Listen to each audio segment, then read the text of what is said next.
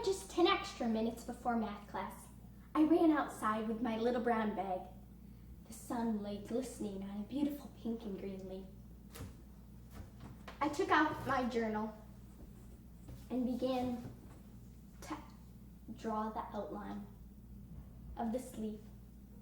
I began to color it. Questions rose in my mind, like, why is it pink and green? What tree did it fall from? Why did it fall in the first place? Today I'm going to be talking about nature journaling. First, we're going to look at what is nature journaling. Second, how to nature journal. And third, why you should nature journal. So let's first look at what is nature journaling. Nature journaling is when you take something from a journal, like this leaf, and you ask questions about it and write your thoughts down in your journal. That is what nature journaling is. We're going to look at a few other people who nature journal. I like to nature journal because it brings calm and peace to my day.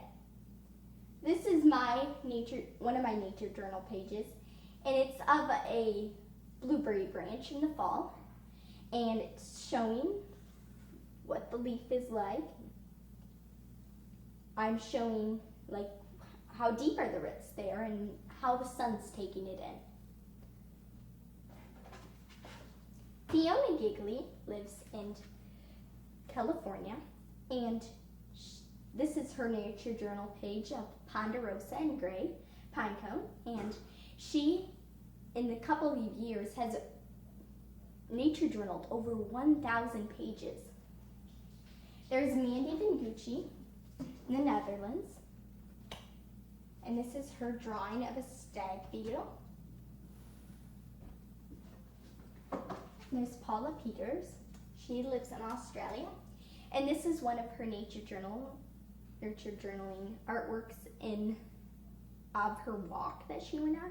So she's showing the birds that she saw and the kangaroos. Now let's look at how to nature journal. But first, let's look at the supplies you need. You need something to put all your supplies in. You need some colored pencils to make your artwork look pretty, a journal, of course, and you need an eraser, a pencil, and a tape measure. Now let's look at what you use all those supplies for. So I was walking through my yard and I saw a white flower, a cattail, a thistle, and a hydrangea. And this is a peep into my book. And it was the corn cob that caught my attention.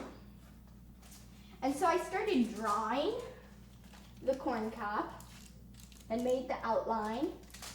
And then I added some color. And then the final touches. Questions had arisen in my mind, of course, about this corn cob. Like, why is it so small? I measured it with my tape measure, and I found that it was only 3 inches long. I counted how many kernels it had, and it only had 48.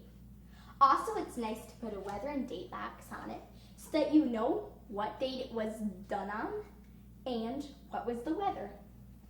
Now let's finally look at why you should nature journal. First, anyone can nature journal. Anyone can, no matter who you are. It also gets people outside to enjoy God's great creation. Also, it only needs to take 10 minutes. And you can rest and enjoy yourself. And finally, you can wonder at God's great creation. 4-H has inspired students since 1927 to use their head, their heart, their hands, and their health. Nature journaling takes this all into practice. A famous nature journalist states, "The world is infinitely fascinating and beautiful. You see so much more when observing through a journal. Do you want to grow in fascination with God's great creation? Start nature journaling today. Grab your bag and head outside.